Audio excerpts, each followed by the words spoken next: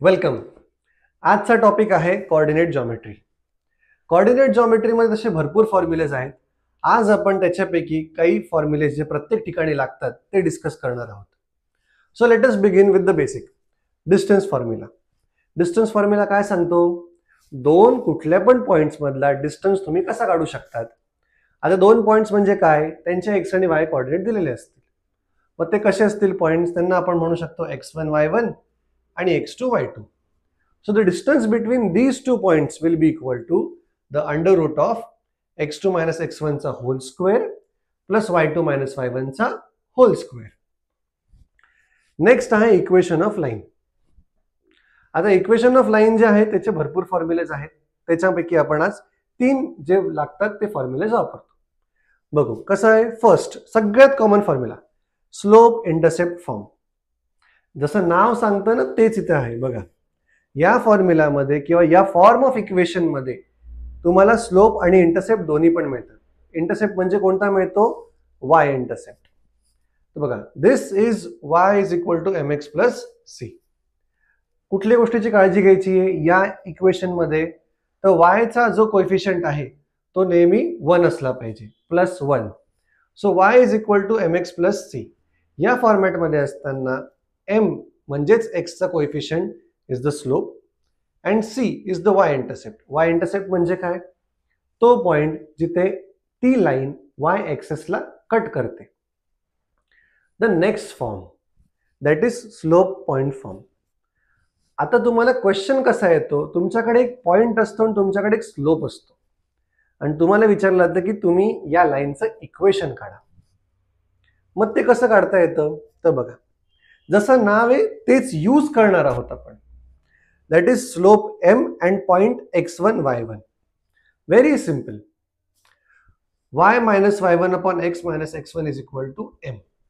आता जर तुम्हाला हे शॉर्ट मध्ये हवं असेल की हा फॉर्म्युला आला कुठून, तर सिंपल आहे. x आणि y हे कुठल्याही अशा पॉइंटचे कोऑर्डिनेट आहेत जे त्या लाईनवर असतात आणि x1 आणि y1 जे माहिती असलेल्या पॉइंटचे कोऑर्डिनेट्स आहेत. तर आपल्याला हे माहिती आहे की लाईनवरच्या कुठल्या पण दोन पॉइंट्स मध्ये जर स्लोप काढला तर तो कॉन्स्टंट येतो. तो स्लोप नेहमी तेवढाच येतो जो लाईनचा स्लोप असतो.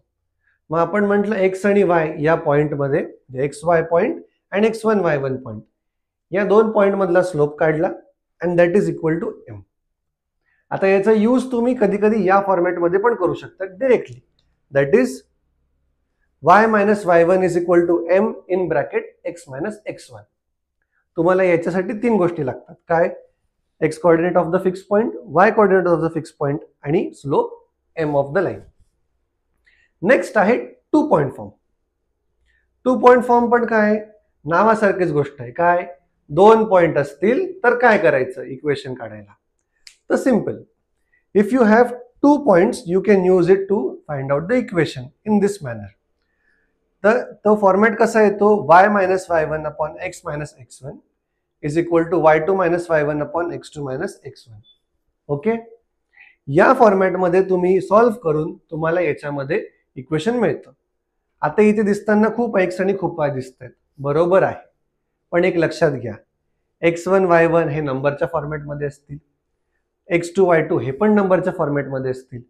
तर इक्वेशन काढल्यानंतर तुमच्याकडे फक्त दोन अननोन असतील इक्वेशन मध्ये, x अँड y. आता नंतरच्या काही ना टिप्स आहेत क्वेश्चन सॉल्व्ह करण्यासाठी. बघा कसं होतं. असं सांगितलं जातं द 2 लाईन्स आर पॅरलल.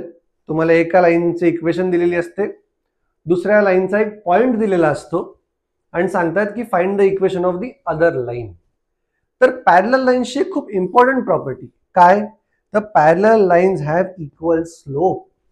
दोन लाईन्स जर पॅरलल असले त्यांचा स्लोप हा नेहमी इक्वल असतो आणि पॅरलल लाईनच्या क्वेश्चन मध्ये तुम्ही याचा यूज करू शकता. नेक्स्ट आहे ना, असा एक क्वेश्चन येतो कधी कधी, आहे खूप सिंपल पण ऐकताना किंवा सॉल्व्ह करताना थोडं डिफिकल्ट वाटतो. तुम्हाला सांगतात 3 कोलिनियर पॉइंट्स आहेत किंवा 4 कोलिनियर पॉइंट्स आहे आणि त्याच्यामध्ये ना एखादं अननोन आहे, त्या पॉइंट्स मध्ये काहीतरी माहित नाहीये आणि तुम्हाला ते काढायचं आहे. मग ते दिसताना खूप अवघड वाटतं, पण एक सिंपल प्रॉपर्टी जर लक्षात ठेवली तर ते इझिली सॉल्व्ह करता येतं. काय? Collinear points lie on the same line बरं ते एकाच लाईनवर जर लाय करत असतील तर काय होतं, equation made from them is always same.